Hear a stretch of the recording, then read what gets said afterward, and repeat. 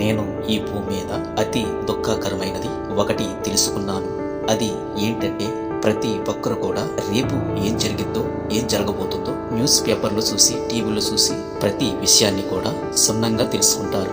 కానీ ఇది మట్టికి ఎవరు కూడా తెలుసుకున్నారు. ఈ సృష్టి ఎలా కలిగింది, మనుషులను ఎవరు పుట్టించారు, మనం చనిపోతే ఎక్కడికి వెళతాము, ఇవి ఎవరు కూడా పట్టించుకోరు. దేవుడు ఈ సృష్టిలో అన్ని కూడా మానవుడు దేవుడు గురించి తెలుసుకోవడానికి ఇవన్నీ కూడా పెట్టాడు. దేవుడు తన స్వరూపమందు చేసుకున్నాడు. మనకి నోరిచ్చాడు. ఈ సృష్టి గురించి తెలుసుకోవడానికి ప్రతి మనిషికి జ్ఞానం ఇచ్చాడు. మార్కు 8:36లో దేవుడు ఏమంటున్నాడు? ఒకడు సర్వలోకమును సంపాదించుకుని తన ప్రాణమును పోగొట్టుకునుట వానికేమి ప్రయోజనము? నీవు సృష్టికర్తను తెలుసుకోకుండా నీవు ఈ భూమి మీద ఎన్ని సంవత్సరాలు బతికి చనిపోయినా అది వ్యర్థమే.